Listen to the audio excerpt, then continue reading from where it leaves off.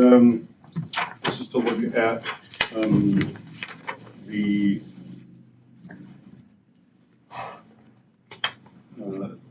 budget changes, and I guess, are you ready, Glenn, just for? Nikki and I, and Nikki in particular, went through the budget again.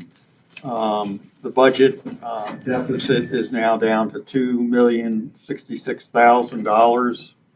Am I right on that, Nikki? Yep, 2,066,700, I believe. Okay. And I'm going to let Nikki, since she prepared the memos, to walk you through.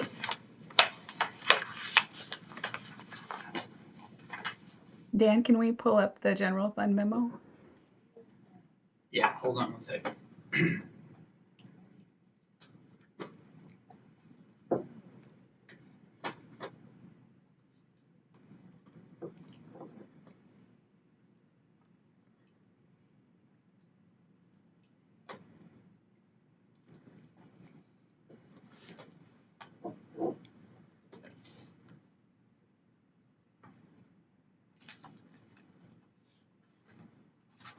We have just a couple changes in the general fund and the revenue and the real property tax. We have a decrease of $1,815. This is a difference of $157,900 in taxable value. During administrative review, there was 2 properties found that needed exempt status. In the fund balance appropriation, a decrease of $331,561. This is due to the changes in revenue as well as the expenses below. In the general fund expense, in non-departmental, there's a budget adjustment of $100,000 credit. This is an increase to the budget adjustment to account for projects that may cross fiscal years. We know we have a pretty heavy budget of projects coming in F25. In the transfer out, we have a reduction of $233,377. This is the removal of $158,377 for the NPD 911 radio project. And this is because our auditors took a look at the justification for the project and don't see any issues with us using the E911 funds. Then we also have a decrease of $75,000 for the removal of Stedman Park and capital projects. So this takes our total budget to $17,948,567, since those are our general fund changes. If there's no questions, the other changes we have are in capital projects.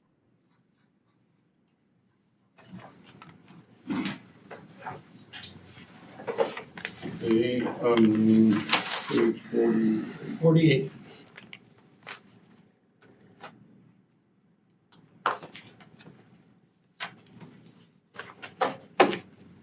So in capital projects, there's a reduction in the transfer in from the general fund for the changes in those 2 projects I mentioned before, for the E911 project as well as the Stedman Park. And in the expense, you can see the removal again of the NPD 911 radio system for $158,377 and the $75,000 removal for Stedman Park. And those are the changes we have for the capital projects, and the other funds remain the same.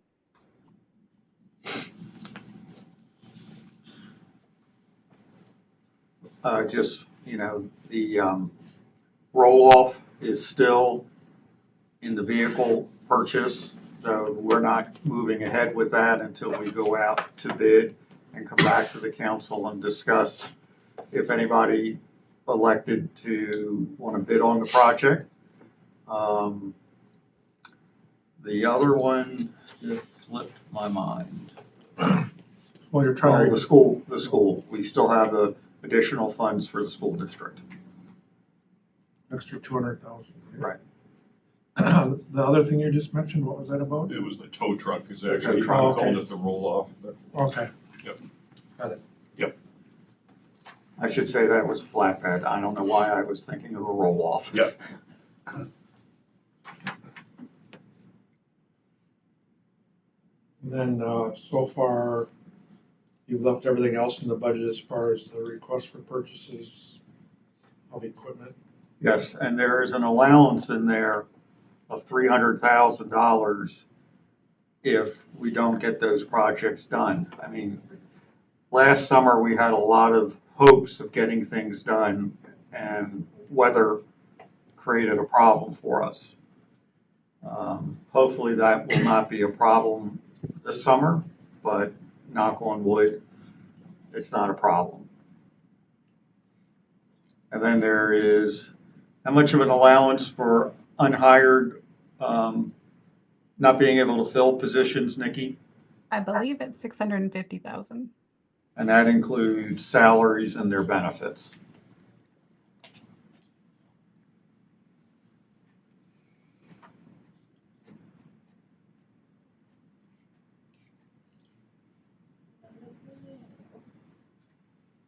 Hmm, Insurance for both property and healthcare is what, doubled? Or almost doubled in the past 5 years.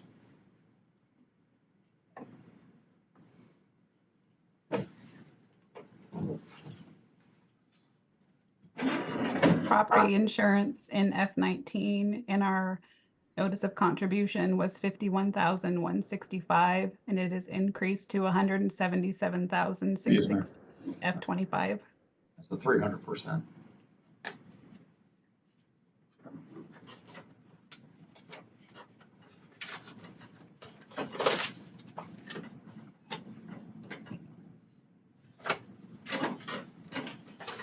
Nikki, do we have another work session? Or are we gonna, because it's for first reading tonight. I meant to ask you earlier. I don't have No, my, we don't have another work session scheduled, but we are scheduled for first reading tonight. And the mill rate is on the agenda, as well as the contribution to the school. the school district has to be approved by Friday to satisfy state requirements. I didn't see my, school district budget copy in there, must have taken it away. But the,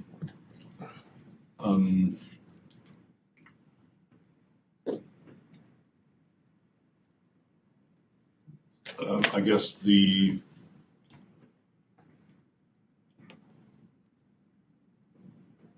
they have a federal's programs,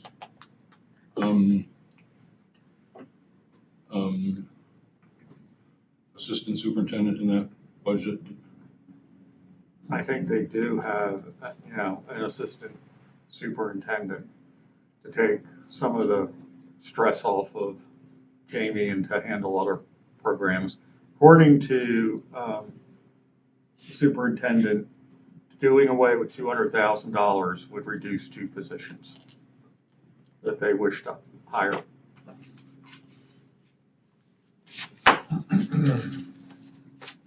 Even though they based that budget on not receiving the $680. Well, the $680 was to help not dip into their reserves as much as they were planning on taking out. And then you still also have the roof project that is supposed to be in the budget if it survives the governor's veto. I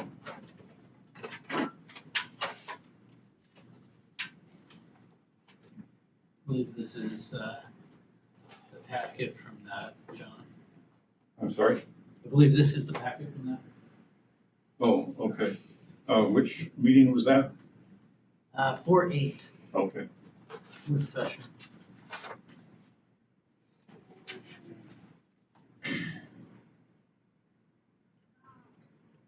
What was he specifically looking for?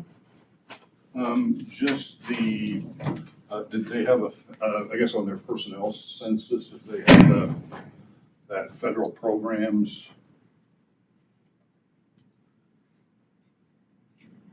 District-wide.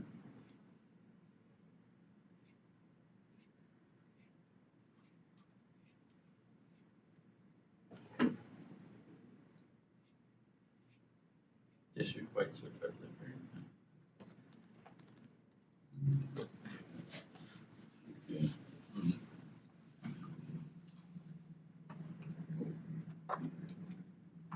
Andrew threw that after, I mean, it's not important or germane to this at the moment, I don't think. Thank you, though. I think you told us about the Swanberg Dredge previously, but I see under the budget, there's a budget item for that repair. That is gonna be through FEMA. Or it'll be in our deductible and we'll have to fix it. I know there's been a lot of interest all of a sudden about Swanberg Dredge. You know, There's, no,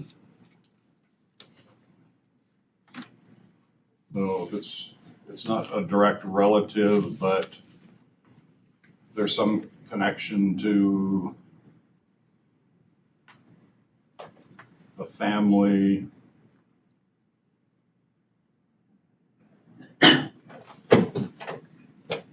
I can't remember exactly what the deal is, but yeah, there is some new interest again. And then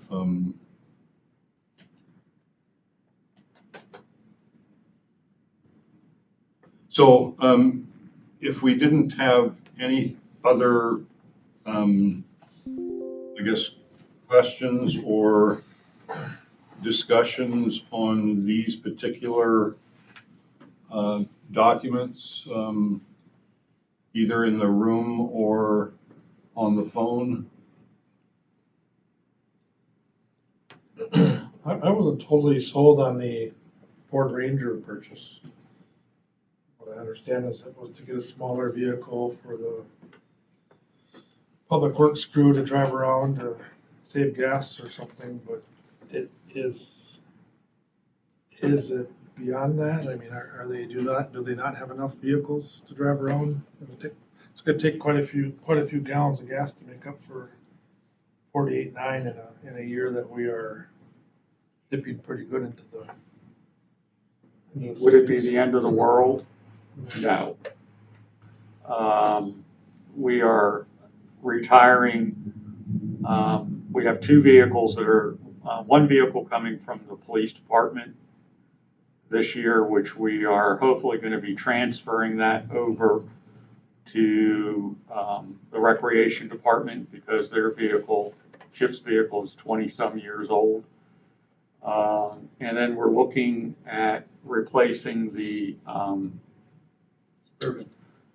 we're looking at replacing actually Cliff's vehicle, depending on, or the Suburban. One of the two of those are scheduled to go into auction, and we've got another vehicle here that we are replacing.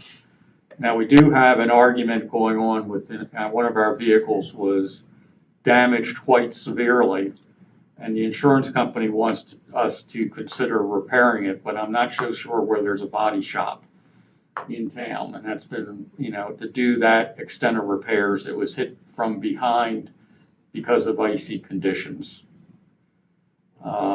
So that money is going to go back into the replacement fund.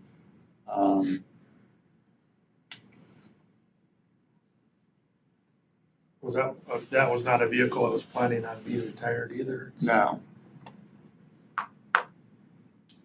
And the chief is looking at what vehicles, he needs, so that we can try to get the fleet down. I mean, every time, even a car that we don't have comprehensive costs us $418 for insurance, but it's not always good for the vehicle just to sit there and for wear and tear.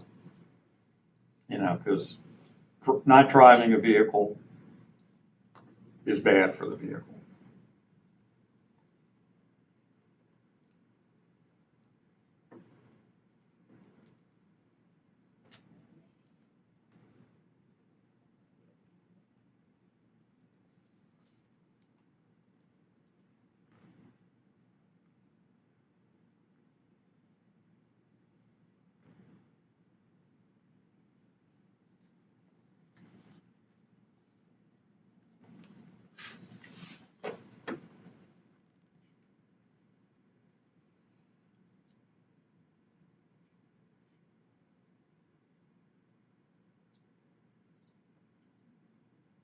So is that a,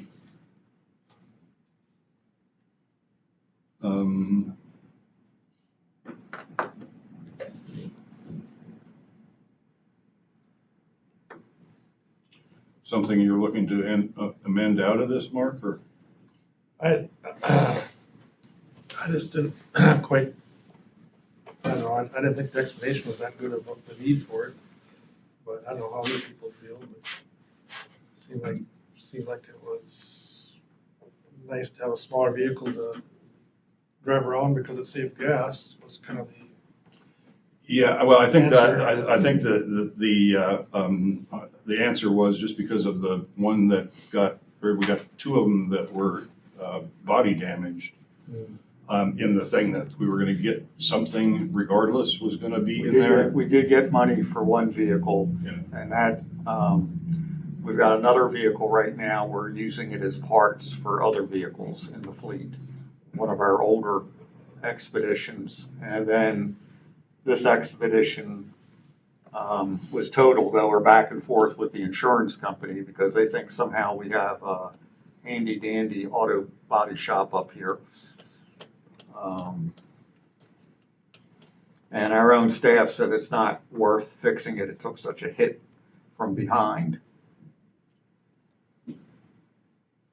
So maybe the explanation came across a little bit different in that that was justification for a Ranger as opposed to just putting a full-fledged vehicle in there. I mean, and I agree with the concept. Sometimes we don't need the biggest vehicles that we can put on the road. I just want to make sure that they're either four-wheel drive or all-wheel drive. So, the argument is we can't use them in the winter. But you also have an opportunity to review this at second reading too. Well, it'd be nice for Nikki and everything if we had some, figure it out. to be able to at least have, the pertinent, maybe this is GF only, but sometimes a change impacts some of these other ones Also too. as part of our capital. Yeah. There is a transfer out of the general fund. I mean, if it's something you want removed and you confirm that to me, and I can put memos together to take action at second reading.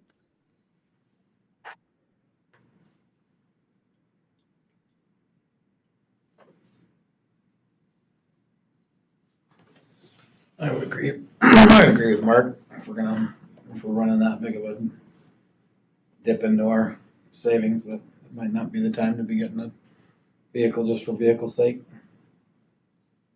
New truck, they got that big van.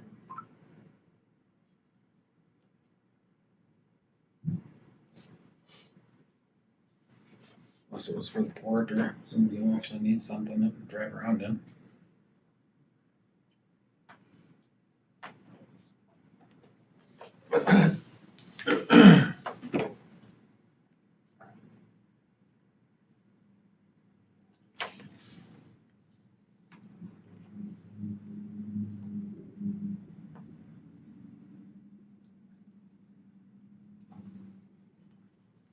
Well, I just know that between the city and the utility that, we've been sharing a vehicle or two back and forth as well, just because there's shortages when we have, different folks coming into town. So. Yeah.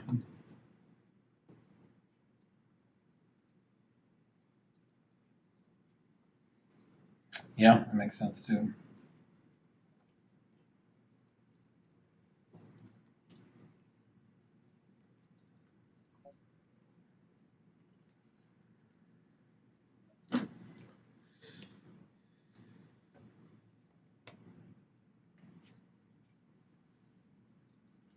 So I guess I'd be in favor or suggest leaving the Ranger in there and maybe taking this flat tow truck out for the time being. And then if we decide that that is something we want to pursue, that we then do a budget amendment for that?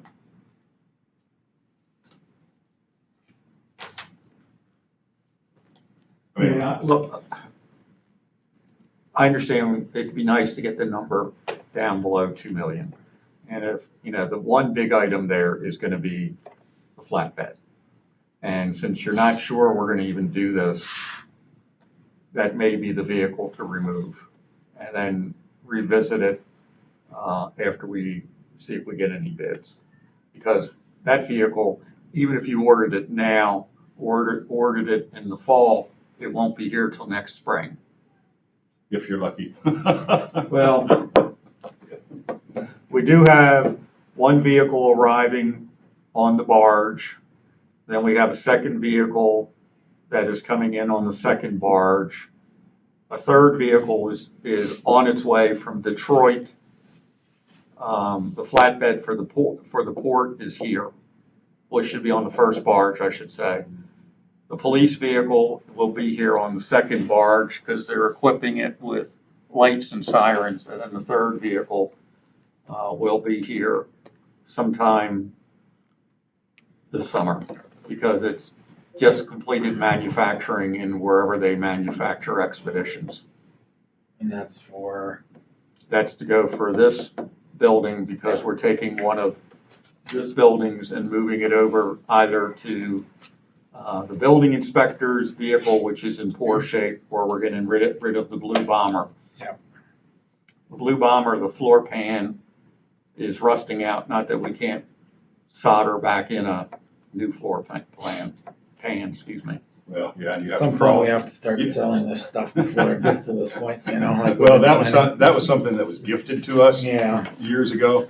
But yeah, it's if you use it and to get the back in, you need to go to the other side and crawl across to. Well, and that's the other issue. We can't lock the doors. We've really not tried to put a lot of money in that vehicle. Mhm. And then in the winter months, we have to store it up at the police station because we get homeless inside of it if it's down at City Hall. Gotcha. So how about if we leave the Ranger and take out the the tow truck for now? I agree with the tow truck for sure. Definitely. The tow truck for sure, yeah, exactly. I'm waffling on the other one. How many vehicles do they have over there at Public Works? I don't have, We don't keep updated that. But that Ranger would be shared, not just Public Works. The idea? to be used anywhere. Yeah. When we get a big group in, we start pulling vehicles from all over the place.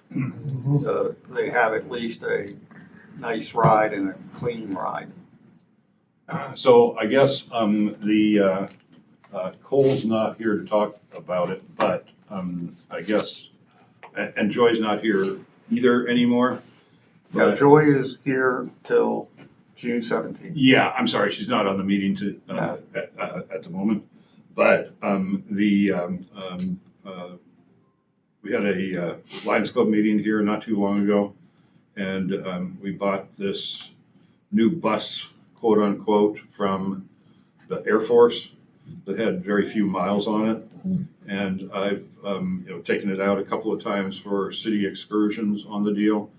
But the Lions Club is looking to not convert that anymore and possibly excess it.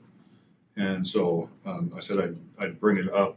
I know Joy and I had talked about that at one point in time. She thought it might be something, for the port, just with, these folks that we have coming in and around. And, I think the price is like $15,000 is what the Lions were asking for it. So I don't know if that's, Not a problem with the port budget. what's that? There's not very much problem with the port budget. Yeah, 15 grand. well, I guess I Makes did. sense for over there. I haven't run it by Glenn or Joy, actually, once the Lions discussed that, but, What type of bus is it? A school bus or is it? no, it's a diesel bus, and it's probably, essentially, I mean, it was Air Force. It's Air Force colored, and just something that they had used on J-Bear or something, and they were offloaded a few years ago, and so we got it and drove it around a few times, but it was higher. It didn't work well to change it over to convert it to the thing we had before with stoves and all that other stuff in it. Chicken feed bus. Yeah, exactly. So, Is it here then already? what's that? It's here in Nome already, or? Oh, yeah, yep. Yeah, I took AML-JIA to Pilgrim in it, when we had that convention. And, That was before I was here. yeah. And then, there have been other times when we've had groups in town, big groups that we've managed to get that, because it was too big for an Aurora, Roll in the back, 15 passengers. right. So, anyway, I mean, it just seemed like it might be, Well, I know that's something Joy has really been looking for with the expected visitors to know.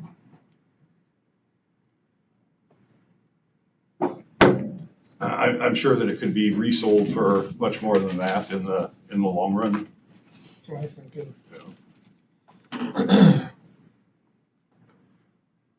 Okay, well, I guess not, on the phone. Is there any comments or thoughts on these, flatbed and Ranger that you want to add in?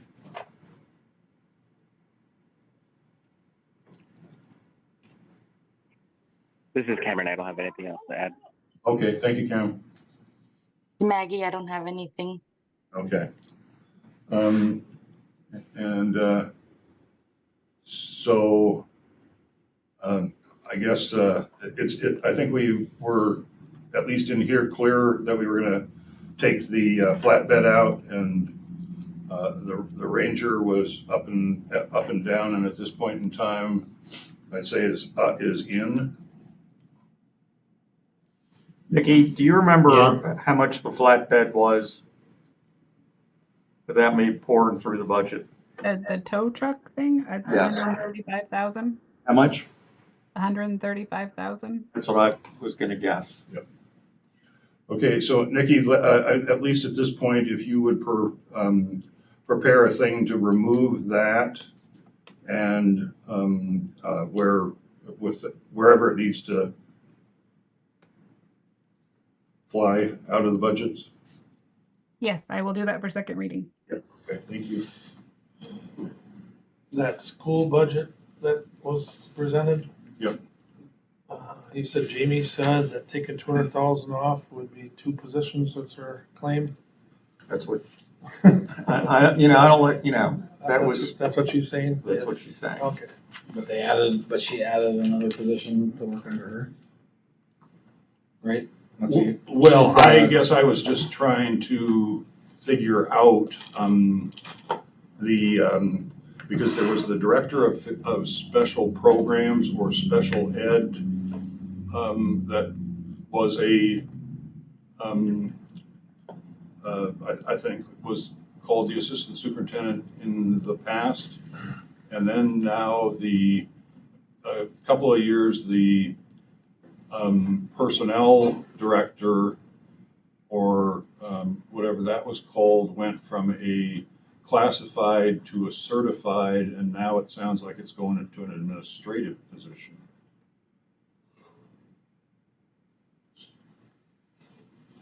My understanding is that the assistant superintendent position also is the HR director position. That's what Doug Bow currently holds. Okay, yeah, I guess I didn't know, so he's going then and. He's leaving. And somebody else is going into it. All right, so that's not a change in position. But what the, I guess I didn't know where that federal programs,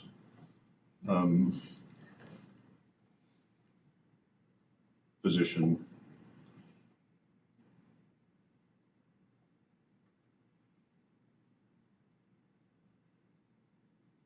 was. So, no, I mean, it was just, I mean, the way that the rumor mill is that it was that we had a new superintendent, and then now it's, oh no, we have a new assistant superintendent. So I just wasn't sure what the deal was there. Keep going up a little bit, if you don't mind. Okay, revenue. I saw she had like 1, 2, and 3. Let's see here. Budget drafted. It's too small. Excuse me. Scroll down a little bit more. Student. Is the 659 number one? Scroll down a little bit more. Okay. Right, that sentence where it says, Oh, it's all right.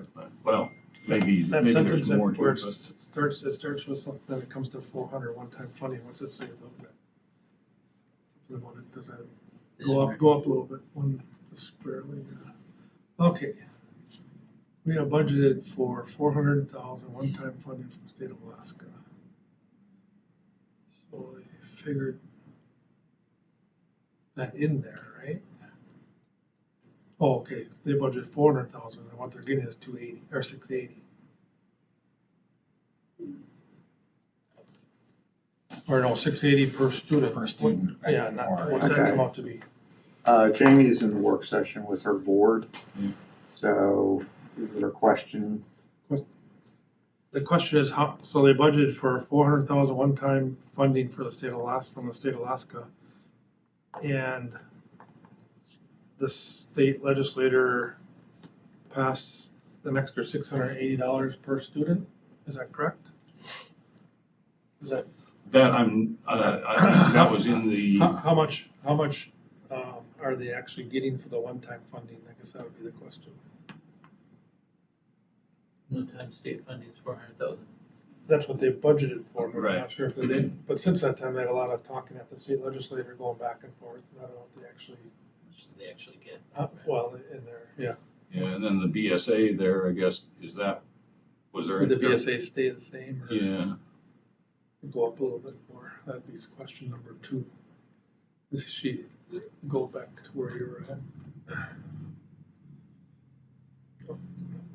Okay. Yeah, and just right above it. Yeah. no, Right right, there, no, right right, where you highlighted, right above that Okay, highlight. they had 5, okay. no. Base Base student yeah. allocation, $5,960. 5,960. That's question number 2 is did they receive a BSA of 5960 or is it something different?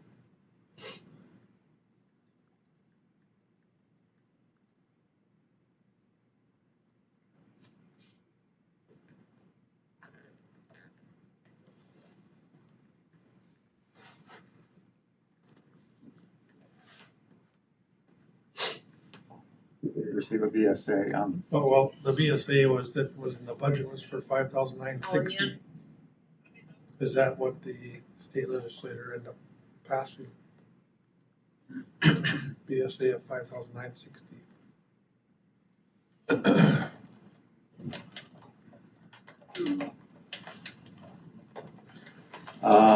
They're gonna get a one-time funding of maybe a little over 1 million, if not cut by the governor. There you go.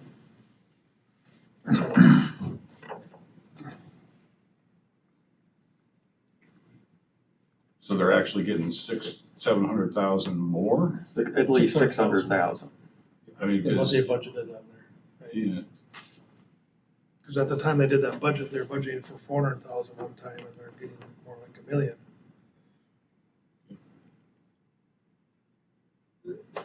The second question is. But we also need to keep this, or I would recommend you keep this in mind, that they were also pulling money out of their reserve fund. Not saying that we're not pulling money out of our reserve fund, I just, Utilize unreserved fund balance of 503,000 on this one. so there was gonna be a transfer from the apartment fund of 250. Transfer from capital improvement of 350. So that's 600 plus 500 from fund balance, that's $1 million. it's actually 1.1. So if you take the apartment and the CIP fund things at 600, which is essentially the difference in the state one time. The BSA number is flat funded, that's Stay the not, same, stay the same. stay the same.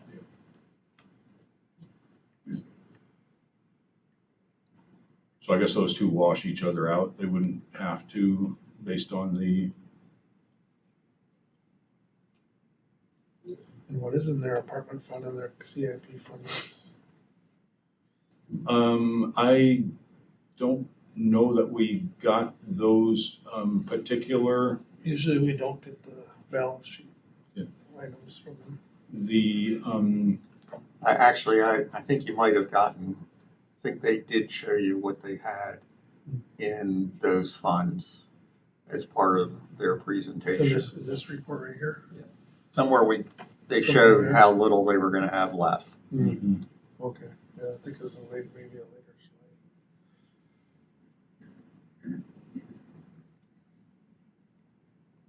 Or you could split the difference.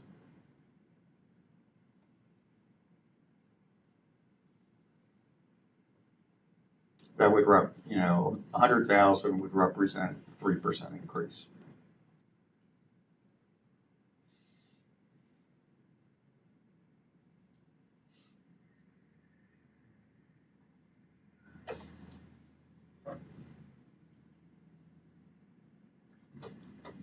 Oh, they need to know.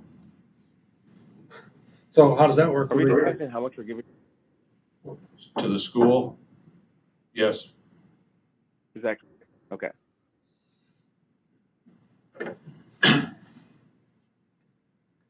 And we still don't know where the governor, though. I did reach out, and I think the mayor reached out to Wendy on that. Please have the governor not cut the one-time funding.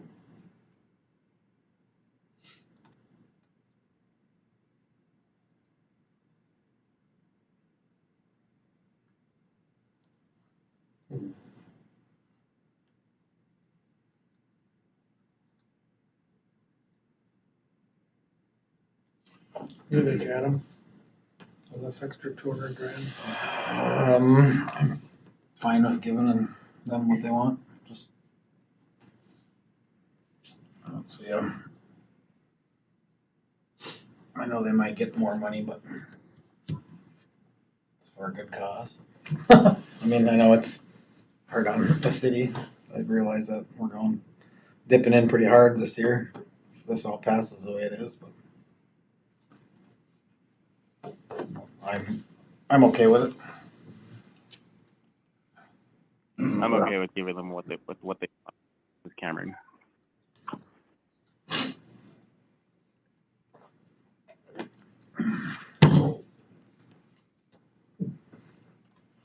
That's all. I don't know where. Because that's a big one that we have to decide Right. because Mm-hmm. they have to know. So the other ones we can still tinker with if we really need to, even though it's not, as John said, it's harder to fix budgets after you already planned for things, but Mhm.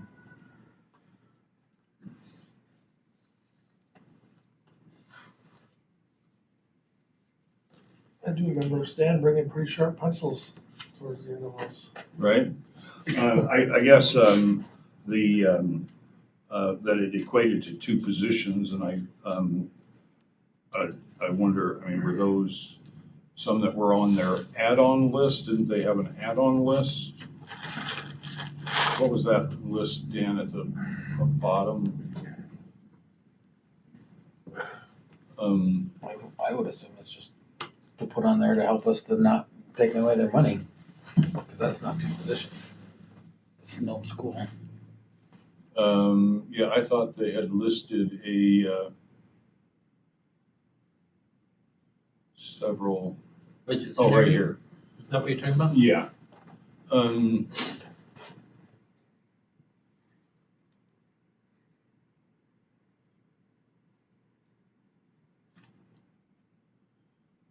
That potentially these positions.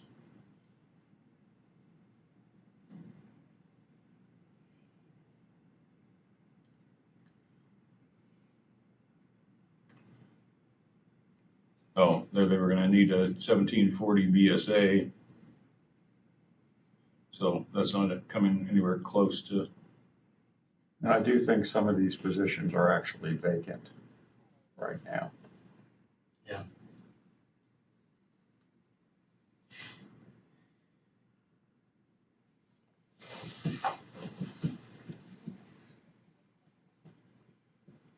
okay, well, is there,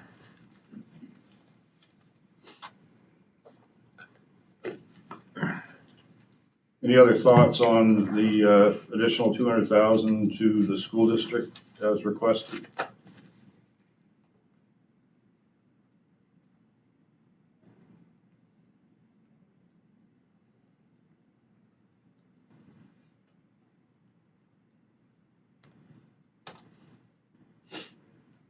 I think we heard two council members say that they're in favor of it for sure.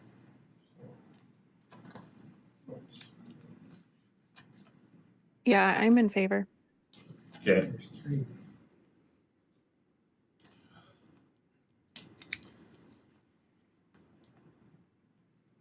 Well, you really don't take a vote here. We're not voting. We just figure out what the consensus is. Getting a general direction. okay, well, it doesn't sound Favorable. like maybe we have enough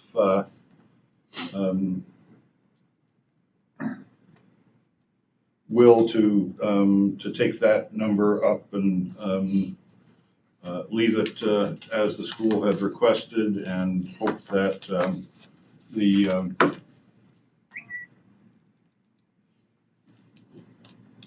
whatever these positions are not add-ons that then are going to be needed to be funded in future years.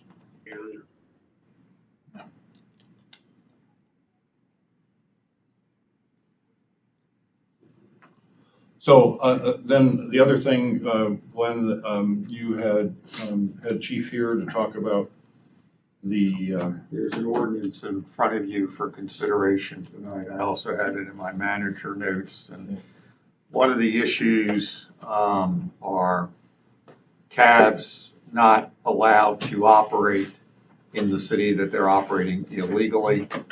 The way it is set up right now, it is a civil penalty, which means Dan would have to put his badge on and go around and tracking down these at least one cab owner in particular, operator. This allows the police to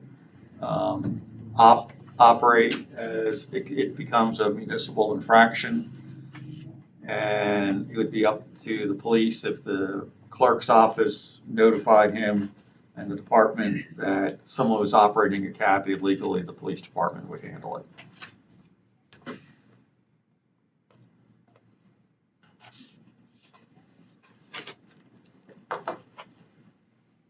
So I didn't know if there was any questions that anybody would have on that.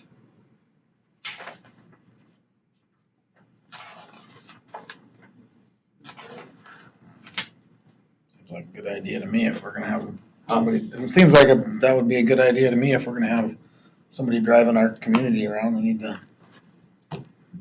And this follow is, the this rules. is one of the issues that actually RJ has raised, that, you know, we do have, occasionally it seems, people improperly operating as a taxi cab Mhm. when they're claiming they're an Uber driver or a Lyft driver. It also means that we're not collecting sales tax on those transactions.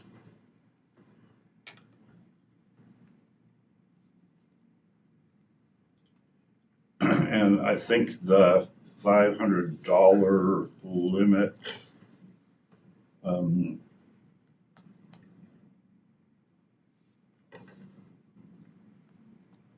is the limit for an infraction. Yeah, I think it would be set by the magistrate anyway, but that would be what we would be asking for going in. Which essentially was what we had before, but it was not,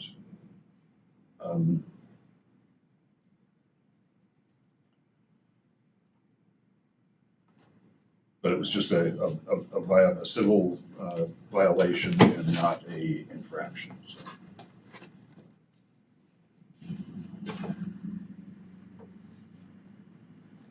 I'm still trying to find what page that's on. Mhm. In our packet? Yeah. 102. 102, okay, just. And 103.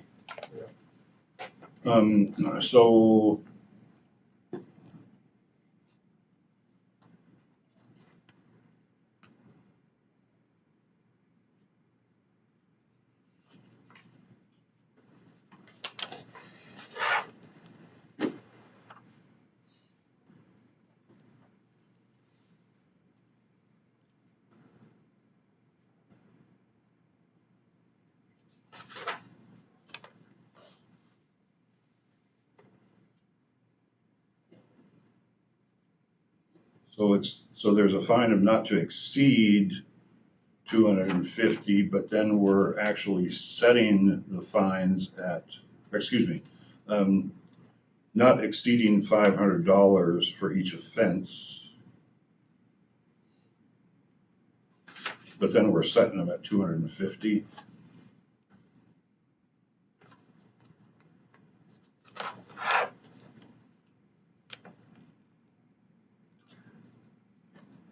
Well, these are for different violations. Okay. These don't currently exist in the MDOT.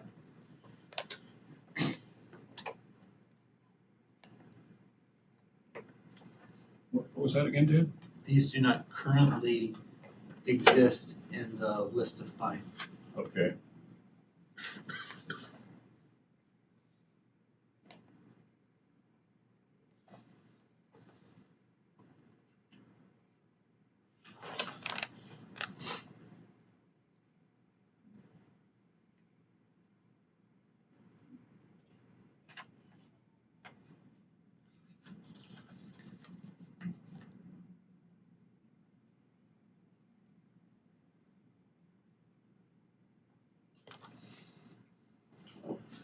And what I wonder is a code of conduct violation.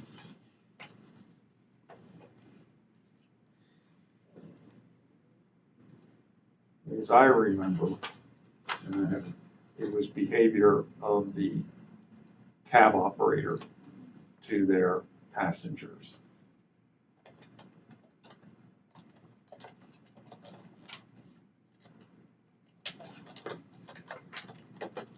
And we've had problems with number one, where cabs are being operated without chauffeur's license.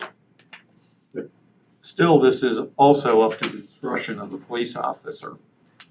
Yeah, so it's just basically like a traffic ticket. This will allow us to stop and investigate the violation as opposed to the civil. The way it's currently configured is really, there's not much we can do from the police side.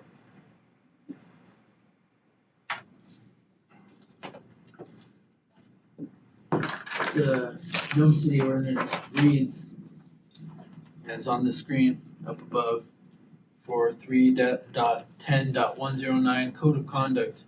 No driver is permitted to honk the horn of a taxi cab or motor bus between the hours of 12 a.m. and 6 a.m. on any day. There were previously reports of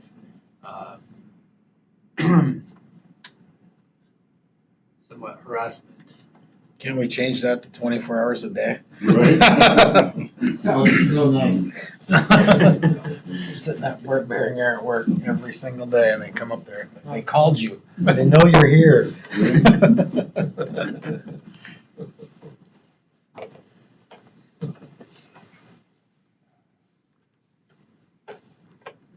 But that's the ordinance That's the that's code of cited conduct. with that. Okay. There you go.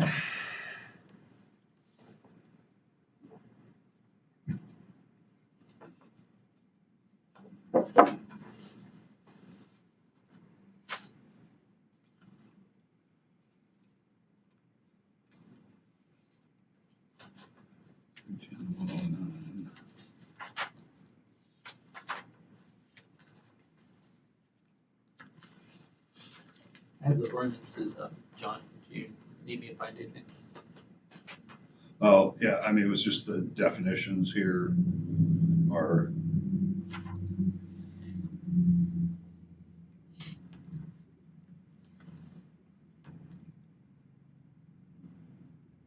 Okay. So this is clear, clear, we believe. No questions for the chief on this?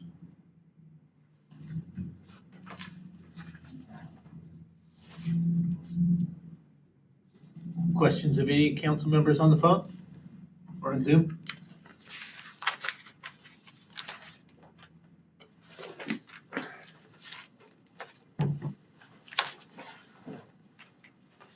So we didn't, I just feel like they're like with the, I believe at least with the current ordinance we have a very limited number of taxi licenses available. And I think that if we are going to limit that number, I think that we should at least, I don't know, I feel like limiting the number and then also kind of enforcing these penalty fines, it makes business hard. And I think that with all of the changes that our community is looking towards having with like the port, with Graphite One, I think that we should be making this business specifically more accessible, especially if we want to be getting those different avenues of revenue. So I think really maybe looking back at how we distribute licenses or looking back at the ordinance to increasing the number of licenses, I think that would be beneficial.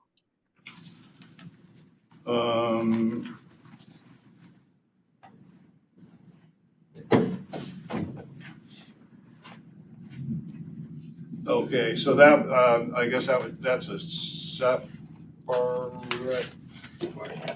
question, I think. It is a separate question. I understand where the council member is coming from, and that is going to be discussed at your next council meeting.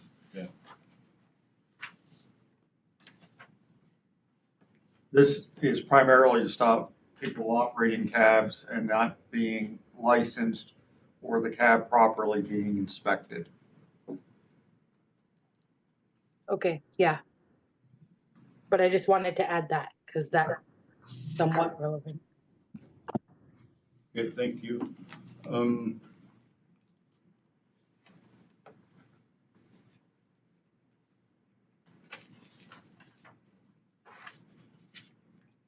Okay, so that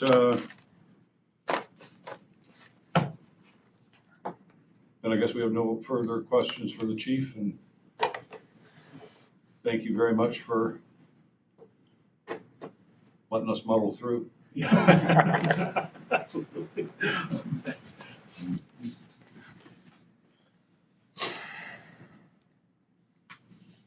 Now by pages, oh, I know what I did.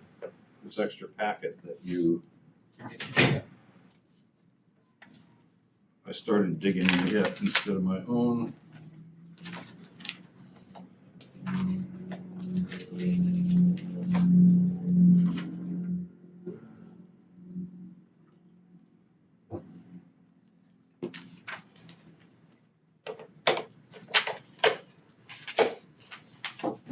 Worldwide starlight outage right now. Is that right? Really? Yep. Suburban Airtime Commission. Are you guys on Telelusk? Both. Yeah, didn't, they come up here last week or so and have you on both platforms? Mm-hmm. It's good to have her back. How long is that supposed to be out? Oh, I don't know, it says worldwide. Worldwide. Yeah. Well, it was good that it was working at lunch for about 30 minutes when GCI cut me off because I short paid my bill of $500 by $10.50. Because they had added a fee that I didn't know about, and it was just like, so. Well, I gotta tell you, GCI has been spotty service over the last Yeah. couple of weeks.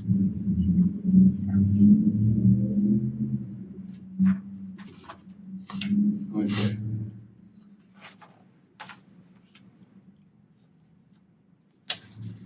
Has the quintillion issue been addressed completely? The cut cables, because someone said they also cut a cable over in Kotzebue. Well, I don't know that it was, Dead horse. yeah. I had heard someone, Kotzebue had a problem. Well, Kotzebue was, I think, the first one to report it. And then, it was down for a period of time to us too, Yeah, I But- remember that. not long. I figured they went to hopefully their backup units. Not quite So- a day. That's What's problem, Not quite a day. that's the problem with Yeah. Kotzebue is they don't have the backup tariff system like we do. I don't believe.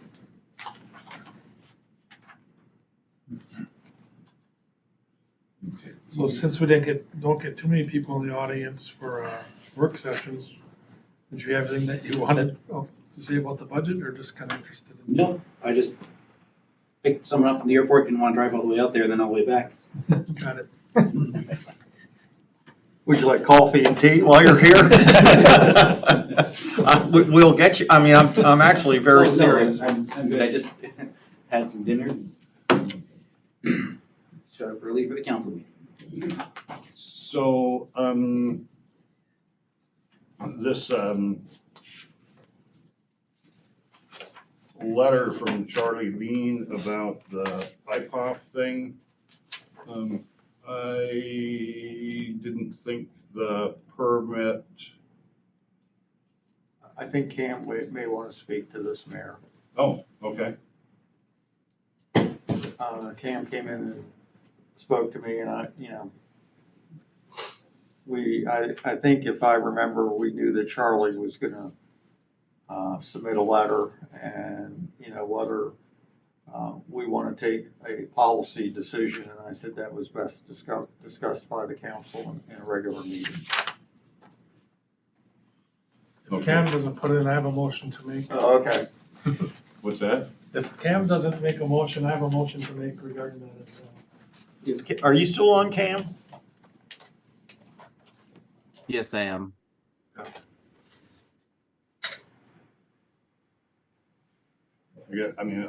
Is the thing out to public review at this point? Not yet. Right now they're doing, they're in the phase of getting their discharge permit from the state of Alaska DEC. Okay. And they're expected to release something middle of June. And if they do issue a permit, so that's a 30-day window. So they have to go 30 days for public comment. And then after the 30 days, they'll have a period where they're reviewing the comments, responding back to them, and most likely issuing a permit. However, if the city is taking a position on it, it definitely brings more weight to the state of Alaska having multiple organizations opposing this. Currently, there's about 7 organizations: Solemn Native Corporation, Village of Solomon, Bering Straits Native Corporation, Norton Sound Health Corporation, NSCDC, Sitnasak Native Corporation, and then I know the 4 tribes here in Nome have requested consultation from the Assistant Secretary of the Army for Civil Works, and they had consultation not too long ago regarding the Pacific Ocean Division decision, which reversed this Alaska District Division. Okay, and so on these entities that have made comment, are those comments available somewhere? And is it, I guess, boilerplate, so that it's, I mean, the same comments and the same comments that we might consider, or are they all based on individual? I know when the 7 I mentioned directly opposing it, they all sent a joint letter. And I could forward that to the council too. Okay, was that recently, Cam? Yes.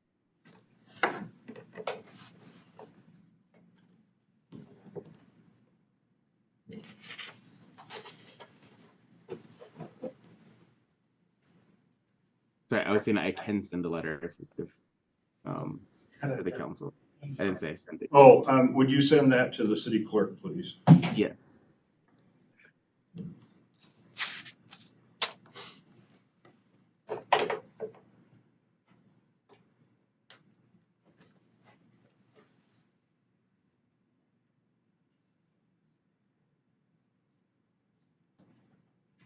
I assume we're done with the budget work session.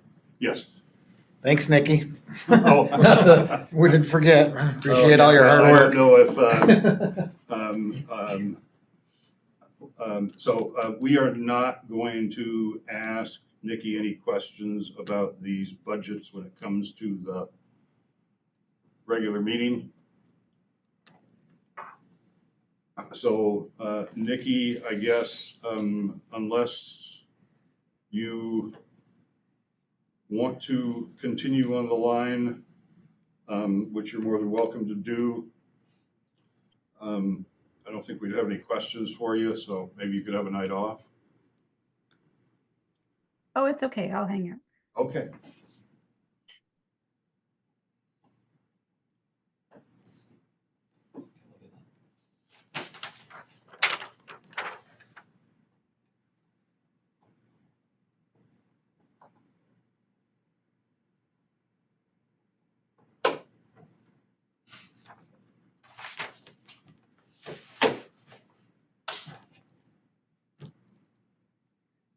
He's good.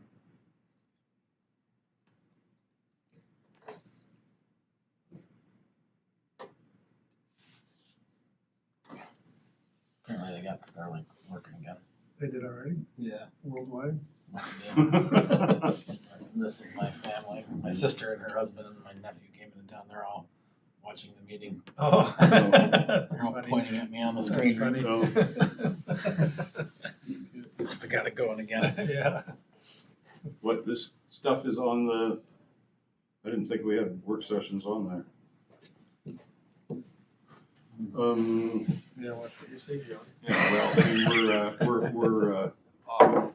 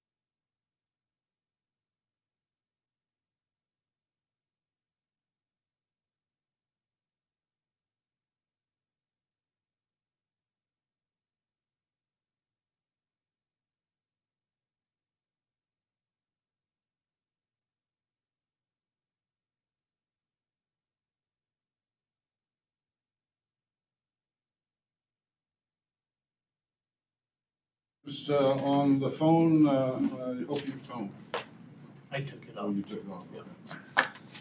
I hope you're ready. The time is 7:03. Call the regular meeting of the Nome Common Council for Tuesday, May 28, 2024 to order. Mr. Clerk, will you call the roll to establish a quorum? Roll call. Councilmember Henderson, excused. Councilmember Johnson, Here. Councilmember Martinson, Here. Councilmember Piscoya, Here. Councilmember Topcott, Manit Tunga. Councilmember Miller. Here. We have a quorum. Thank you. Moving on then to approval of agendas, or motion to approve the agenda. I'll make that motion. Second. Councilmember Johnson, Councilmember Martinson. There are no changes to the agenda. Roll call, please, on its adoption. Roll call on approval of agenda. Councilmember Johnson, Yes. Councilmember Martinson, Yes. Councilmember Piscoya, Yes. Councilmember Topcott, EE. Councilmember Miller. Yes.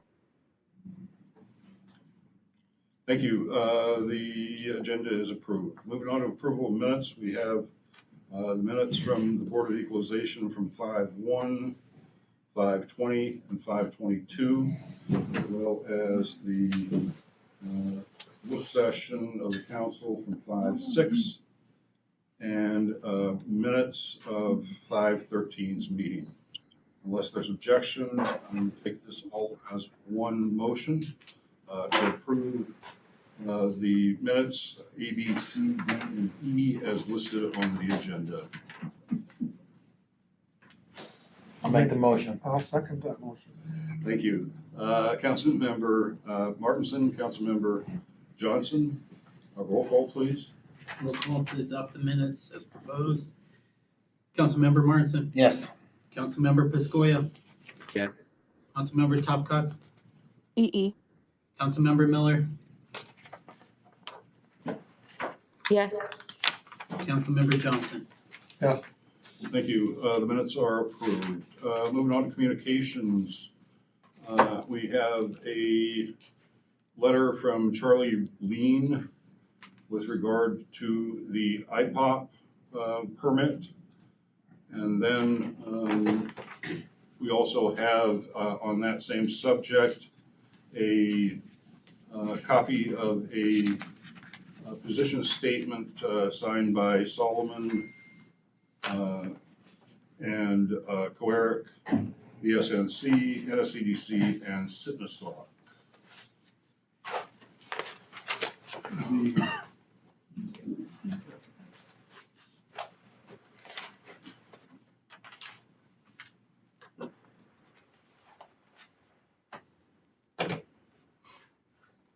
This is Cameron. Can I speak to this real quick? You may, Councilmember Piscoya, go ahead. Yes, thank you. To give a little bit of background for everyone, so the mining application had gone through the U.S. Army Corps of Engineers about September 2022. The Corps for the Alaska District denied the permit.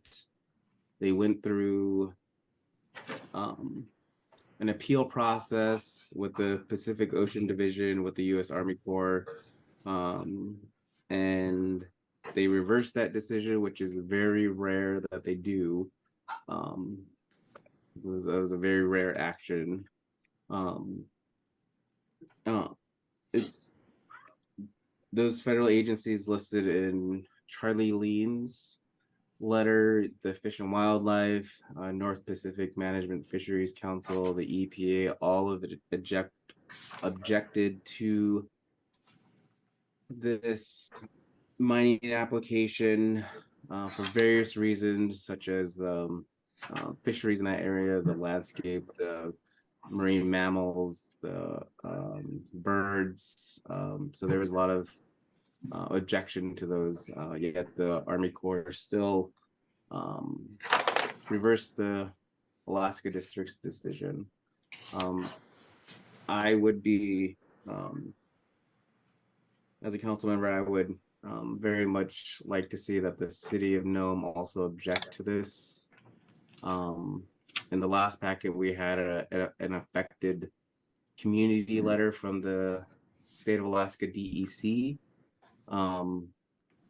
And I would urge the council to oppose this, their permits at the state level.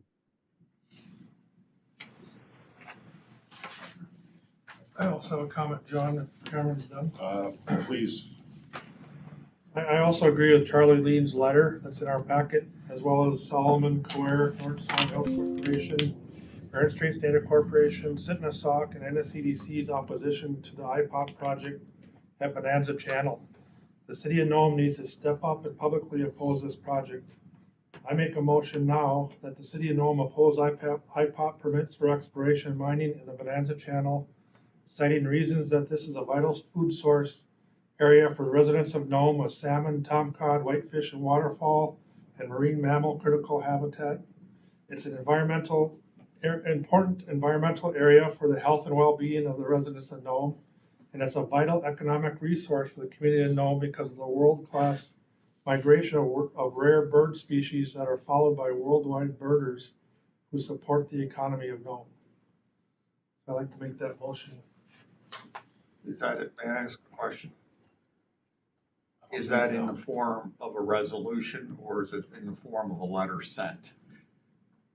Okay, so there was a motion. Is there a second to the motion? Second. Okay, second to the motion. Your motion, I guess, is more detailed than this joint letter from the various entities in the area. So,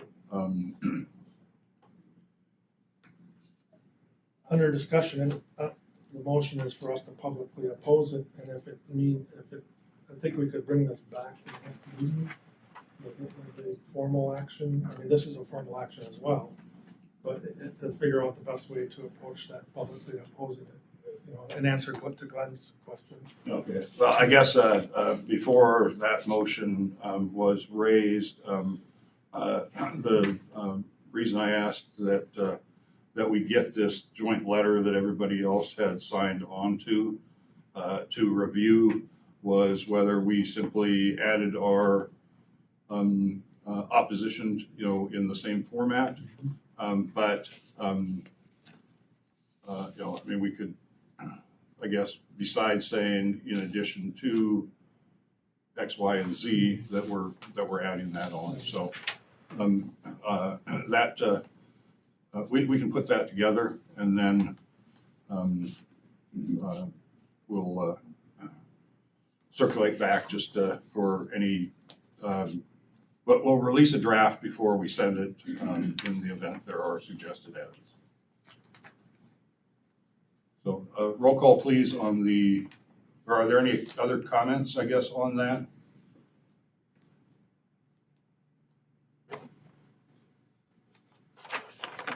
Roll call then on the motion, and if you could pass that to Dan so he doesn't need to. Would you read the motion back just for the record? Motion that the city of Nome oppose IPOP permits for exploration and mining in the Bonanza Channel. Okay. Roll call. Councilmember Johnson. Yes. Councilmember Martinson. Yes. Councilmember Piscoya. Yes. Councilmember Topcock. EE. Councilmember Miller. Yes. Motion passed.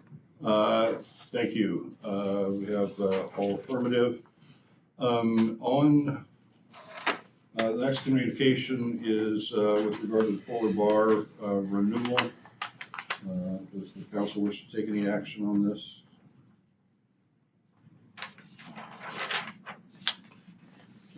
The next communication is from Hanson's, or is with regard to the renewal of Hanson Trading Company.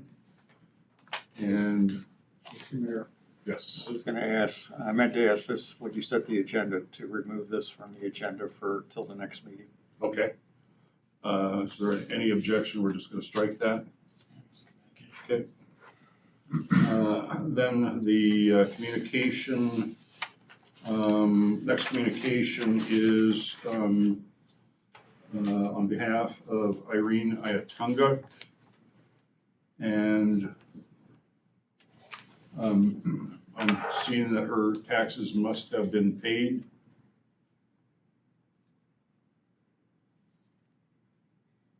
This is basically a letter that was drafted for and in behalf of her by her daughter Luella, Okay, basically asking if the fees and penalties can be forgiven, as she was unaware that the senior exemption is not 100% exemption, and so she's behind on her taxes. Can I, yes, go ahead. I would like to make a motion to forgive all late fees, penalties, and interest associated with Mary Irene Ayatunga's property taxes. Cameron, I'll second. Okay, Councilmember Martinson, Councilmember Pistoia, any discussion? Under discussion, it sounds like she has actually made the elder request every year. And that's what the letter stated. Again, I'd like to bring up a request for the city council to address not having an elder having to submit for their exemption once they reach of age. I think I've brought it up several times before, and it just never gets dealt with. And I don't know if we need several council people, agreeing. It seemed like we agreed in the past, but how do we? It's not to this motion, but maybe I can bring up their citizens' comments. I mean, their councilman comments. Okay. Yeah. I'll strike that for now. Okay, all right.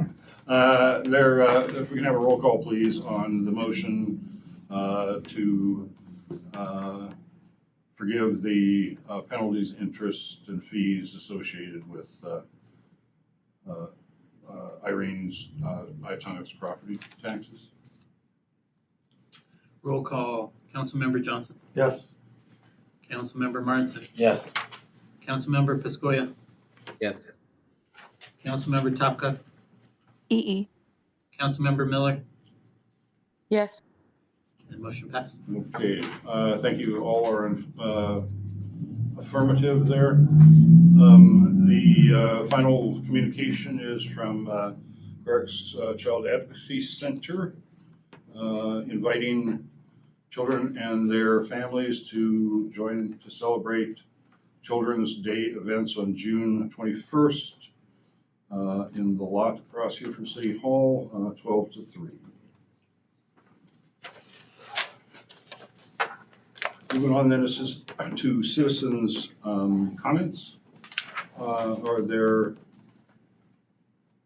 members of the audience that would like to address the council this evening?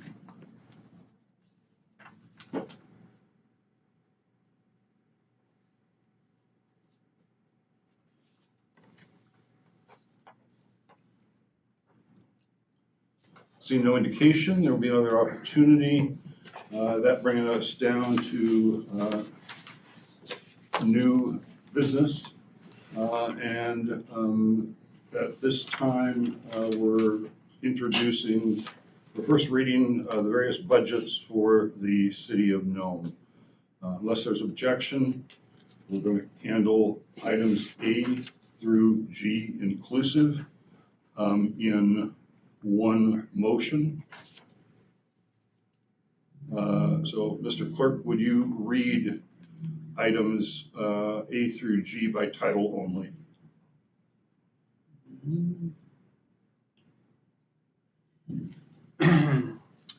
Ordinance 24-6-01, an ordinance to establish, approve, and adopt the fiscal year 2025 City of Nome General Fund municipal budget and exercising the power to assess and authorize the levy of a general property tax.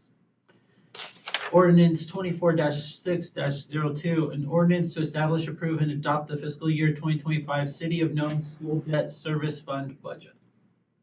Ordinance 24-6-03, an ordinance to establish, approve, and adopt the fiscal year 2025 City of Nome Special Revenue Fund budget. Ordinance 24-6-04, an ordinance to establish, approve, and adopt the fiscal year 2025 City of Nome Capital Projects Fund budget. Ordinance 24-06-05, an ordinance to establish, approve, and adopt the fiscal year 2025 City of Nome Construction Capital Projects Fund budget. Ordinance 24-06-06, an ordinance to establish, approve, and adopt the fiscal year 2025 City of Nome Port of Nome Fund budget. And the ordinance 24-06-07, an ordinance to establish, approve, and adopt the fiscal year 2025 City of Nome Port of Nome Capital Projects Fund budget. Thank you. Is there a motion to pass ordinance 24-06-01, 2, 3, 4, 5, 6, and 7 on to second reading and final passage at the next meeting? I'll make that motion. Second. Councilmember Johnson, Councilmember Martinson, is there any discussion? A roll call, please. Roll call. Councilmember Piscoya. Yes. Councilmember Topcock. EE. Councilmember Miller. Yes. Councilmember Johnson. Yes. Councilmember Martinson. Yes. Motion passed. Thank you. That brings us out to item H for first reading. Mr. Clerk, would you read ordinance 24-06-08 by title? Ordinance 24-06-08, an ordinance amending section 3.10.1.3.10.120 regarding the cab minor offenses. Thank you. Is there a motion to pass ordinance 24-06-08 on to second reading, public hearing, and final passage? I make the motion. Second. Councilmember Martinson, Councilmember Johnson, is there any discussion? Roll call, please. Councilmember Topcock. EE. Councilmember Miller. Yes. Councilmember Johnson. Yes. Councilmember Martinson. Yes. Councilmember Piscoya. Yes. Motion passed. Thank you. All affirmative. Moving on to ordinance 24-06-09. Mr. Clerk, would you read that by title? Ordinance 24-06-08, an ordinance Ordinance 24-06-09, an ordinance amending section 10.30.100 of Nome Code of Ordinances to require proof of rabies vaccination prior to importing any dog into the city of Nome and amending the minor offense fine schedule.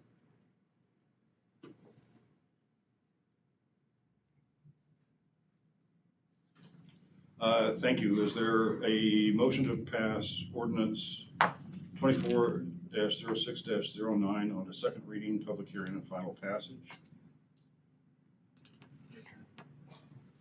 I'll make the motion just for further discussion. I'll make a motion. Okay. Second.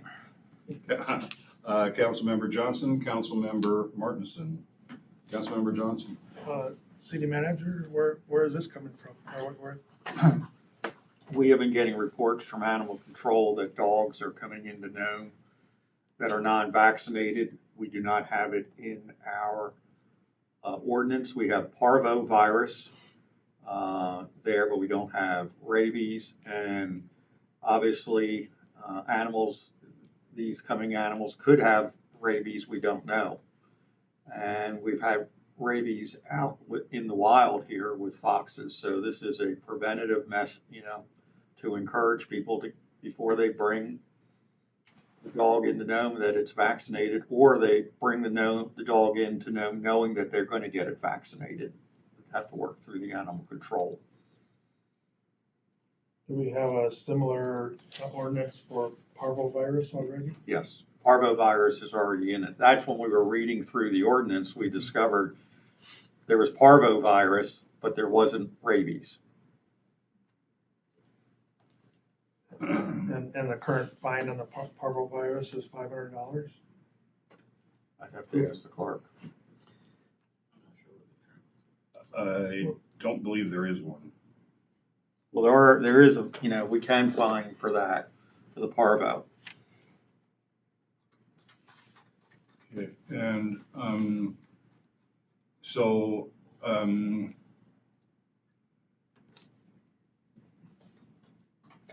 this is another section there where we're taking it from a offense to an infraction. Well, the animal control officer is allowed to issue infractions. This would be added to her ability.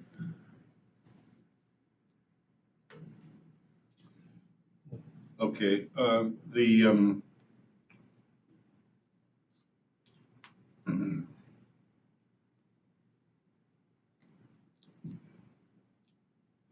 guess, maybe to talk to a veterinarian. Well, dogs are supposed to be vaccinated for rabies at 3 months.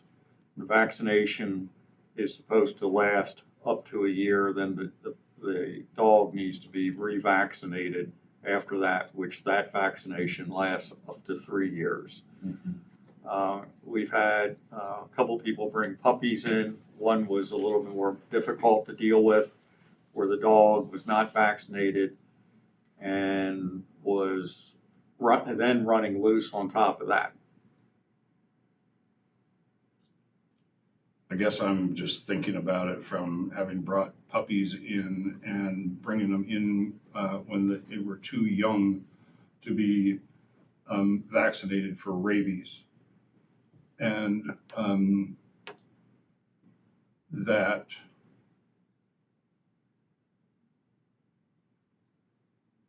I guess how the mechanics of that necessarily works. But let's not take a whole lot of time on that at this point. I think there needs to be some clarification possibly on this before it, if it goes to a second reading, I guess. I agree with you, Mayor. Seems like there's, the other thing that alarms me is item C, which obviously is already in the existing ordinance. It basically says that if dog imported without the proof of immunization shall be seized and quarantined at the expense of the owner or claimant and may be destroyed 24 hours after seizure unless the owner or claimant removes that dog from greater Nome area or proof of immunization. So we do have the ability to get the dog immunized here. I'm not sure the 24-hour period sounds pretty quick. And also removing the dog from the Nome area, I guess that sounds kind of problematic if, like you said, you bring in a dog maybe unknowingly. I don't know, seems like there's some more room for us to discuss this. I know the having taken pets back and forth from Anchorage, that Alaska Airlines will check you for a parvo and a vet exam prior to getting, unless you have an exemption from Nome because you came from Nome and didn't have a vet here to do it. So I know that there's a mechanism in place to help prevent parvos from coming into town, and this is probably the attempt to also add rabies to that. That's the thought. The goal is not to destroy. I can tell you from my perspective as an animal lover, it's not to destroy the pet. It's not the pet's fault that the owner is not following. And this gives the opportunity for the owner to be held accountable. And I understand where you're coming from, John. But, this allows other airlines that might be flying dogs up here to be notified, or flying dogs in the Nome to be notified that, it's nice that you're transporting these animals. I don't know how much animal control is being enforced. And I have reached out to the owner of one of the airlines and let him know that this was going to be on the agenda. This is really, we don't fine, we're not, the animal control officer is not aggressive fining. It's when they really, repeatedly, after repeated interactions, when the property, the dog owner does nothing to protect the dog.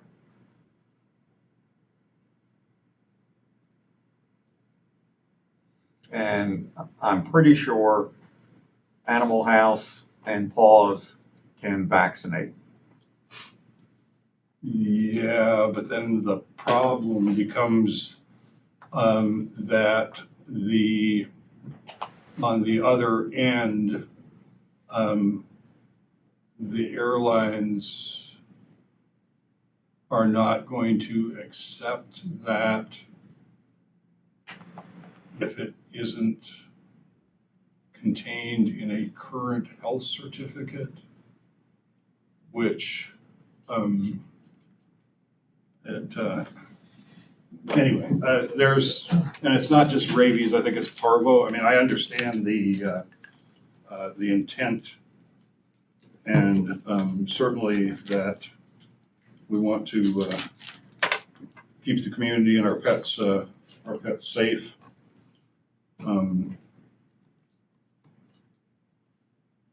Mr. Mayor, as a matter of process, we have a motion and we are in discussion. Correct. Is there a way to somehow postpone this or to get further information prior to having the vote it and either shoot it down or vote it into second reading? Well, let's, how about if we have a motion then just to table it to the next meeting? I'll make that motion to Okay. table. Second? All right. Councilmember Johnson, Councilmember Martinson to table the consideration of ordinance 240609. Roll call on the motion to table. Councilmember Miller, Yes. Councilmember Johnson, Yes. Councilmember Martinson, Yes. Councilmember Piscoya, Yes. Councilmember Topka. Yes. Thank you. That motion carries. That will bring us then to resolution 240502. Mr. Clerk, can you read that by title? Resolution 24-05-02. A resolution authorizing a lawsuit for the foreclosure of municipal real property liens. Thank you. Is there a motion to adopt resolution 240502? I'll make that motion. Second. Councilmember Martinson, Councilmember Johnson. Any discussion? A roll call, please. Can you say the title, please, again? It's the foreclosure of municipal real property tax liens. It's page 107. Thank you, nothing further.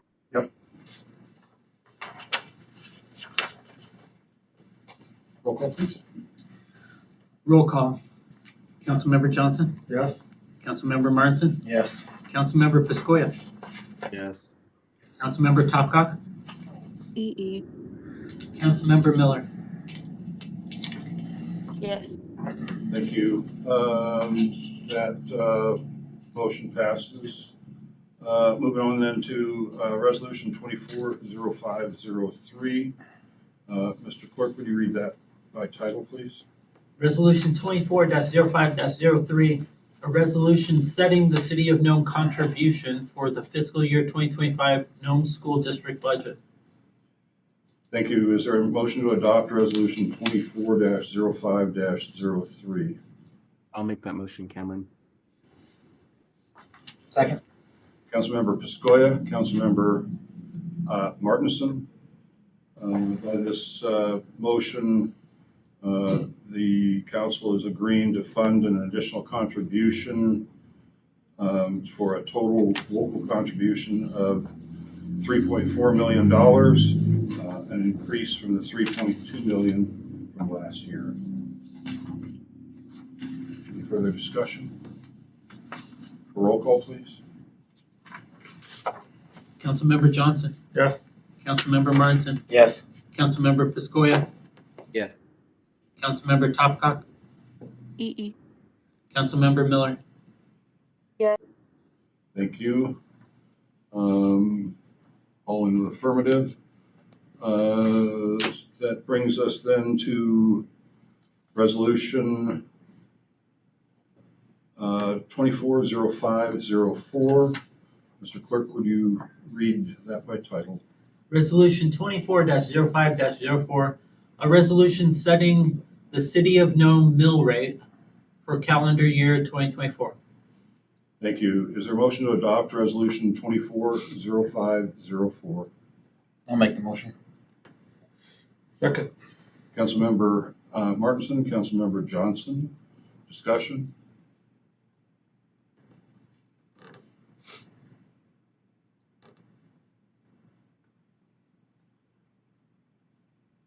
This will set the mill rate at 11.5 mils. Roll call, please. Councilmember Martinson, Yes. Councilmember Piscoya, Yes. Councilmember Topcock, Yes. Councilmember Miller. Yes. Councilmember Johnson. Yes. Thank you. That concludes new business. Don't have anything special to report from the utility this evening. Moving on to city manager's report. Just wanted to remind everybody, graduation is this week, and there will be a parade through town on Thursday. Also, to let you know, the port bids submittal date has been pushed back to June 14th. They're still anticipating opening or awarding the bid sometime in very late September. For those that yesterday participated in the parade and did all the nice putting the flags up and the flag over at the cemetery, it was a nice remembrance for those who gave their lives. Switching to something that everybody is seeing tonight, the town cleanup. I was asked to make sure the council saw some of the submittals to through social media and depicting a lot of city employees. That's why we jokingly say next year you can have your picture. This is the folks at Public Works. We actually had a tie-in with the library this morning, where the youth program for children talked about keeping the environment clean and nice. And so there's been a lot of synergy in putting this event together. The number of people that have already submitted requests for cleanup are much higher than they were last year at this time. I don't know whether it will, what we'll be able to judge the success of the event after we look at the numbers. I want to remind people and the council members, if you want this flyer for your own business, if you haven't put it up, or for information, we already started the cleanup today, and the big Saturday wraps up the event. We're going to have trucks out at the Icy View Fire Hall, the recycling center across from Napa, and the rec center parking lot who want to bring their garbage on Saturday from noon to 4.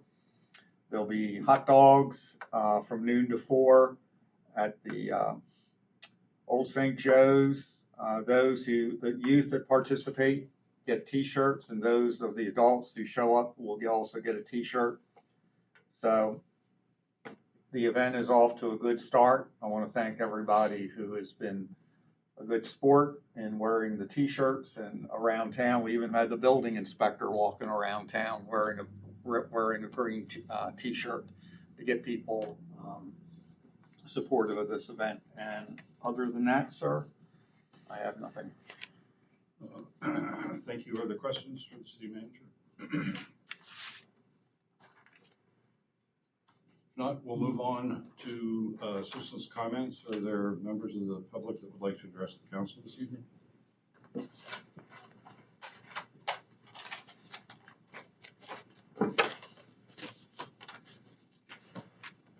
See no indication. Mr. Clerk, will you call the roll for council member comments? Roll call for council member comments. Council member Pistoia. Thank you everyone for opposing the IPOP permitting process. That's all I have. Thanks. Council member Topcock. Just congrats to all the graduating students and huge koyana to all the staff who make it a special occasion. And of course to the city staff for everything that they do. And it was really exciting to see folks cleaning up around town today. That's I think it's in particular really great. Given the history of stewardship of the region by Indigenous people, and to see that being carried forward to today, both with the cleanup and with the opposition to the IPOP mining permitting. And I think that's it. Thanks. Thank you. Council member Miller. No comments. Council member Martinson. Yeah, great Memorial Day parade yesterday. I was involved in it, and thanks to VFW and its membership and everyone who attended, bearing air with the Huey flyby and dropping the wreath in the river. Great remembrance for those who we've lost, and thanks to Nikki and her crew and the staff of the city for all the budget work that's been going on for quite some time. And yeah, come out for graduation for the parade tomorrow. Hopefully the weather, or Thursday. Hopefully the weather will cooperate. Be a good time. That's all I have. Thank you. Council member Johnson. So I understand the Nome Belts have fielded a track and field That's right.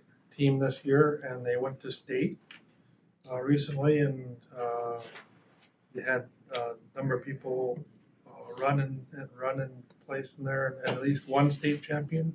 Is that great? The Hogendorn team. Orson. Yep. So congratulations to Orson Hogendorn for winning the state track event, I believe, for Eden.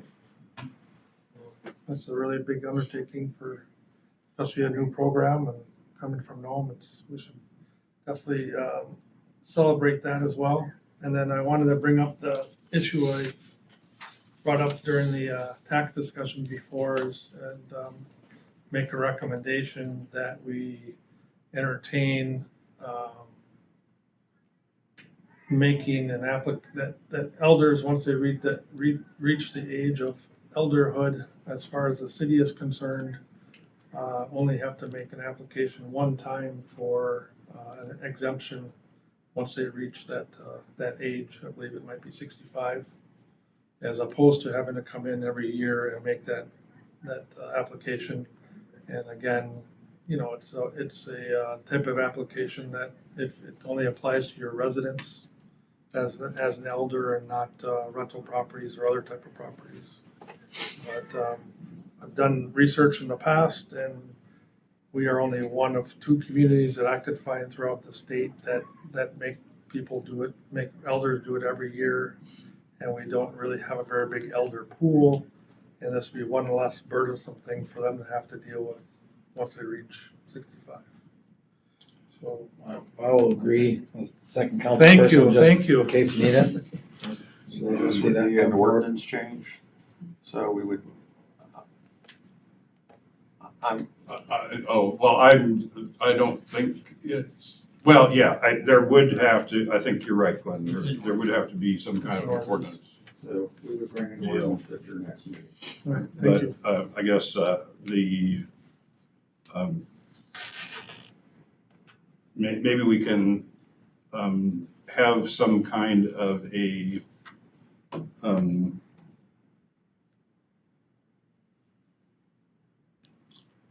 I guess, how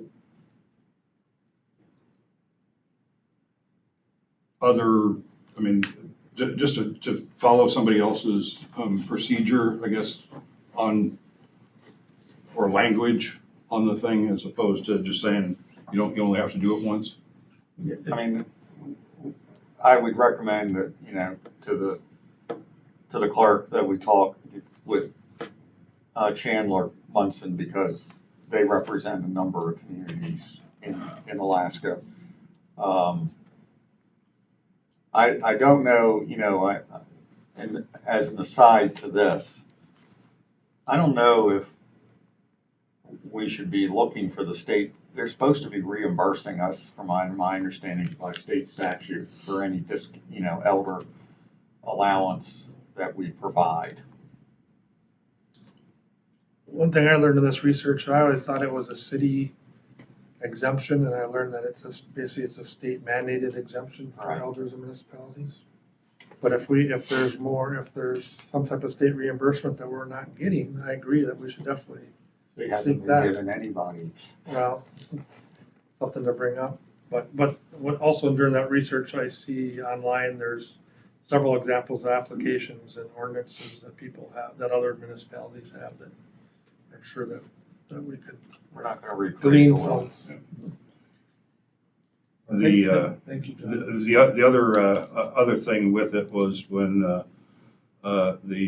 here at the last days of the legislature, when there were all kinds of different, exemption numbers being proposed, changing that 150 to 250 to 450 in the thing, and no change was made, but it did very clearly, then I had a chance to read the stuff, and that property is to be owner occupied, not occupied by a child or anybody else in the thing. I mean, the senior has to live in it according to the deal, and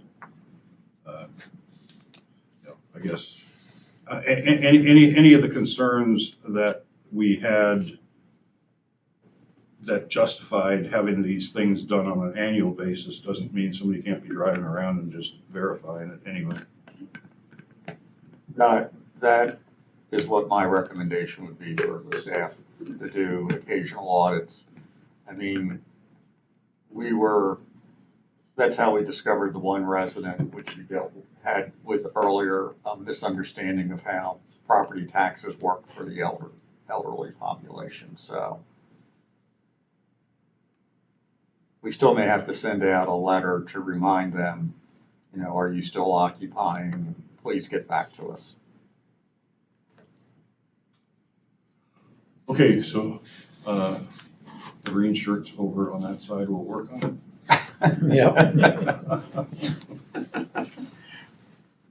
Was there anything else, Councilmember? Nothing. All right, thank you. Then, moving on, I think that was it, right? Okay. I simply want to say congratulations to the graduating seniors, and to Peggy especially, Peggy Darling, for putting together the Memorial Day events for us, as she does every single year. Thank you to Russ and Baron Air for the helicopter. That's always a very nice addition to the ceremony just here in Nome. And be safe out there. There's kids all over these roads in places where you may never expect them to be. So let's not have target practice with kids. Unfortunately, there's not a lot of parental supervision with some of the very young ones. Don't see anything else on our agenda, and the time is 7:47. Meeting is adjourned for tonight. Thank you.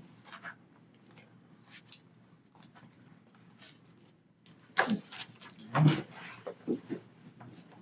give you a call tomorrow, Mark, and we'll talk about that issue. Okay.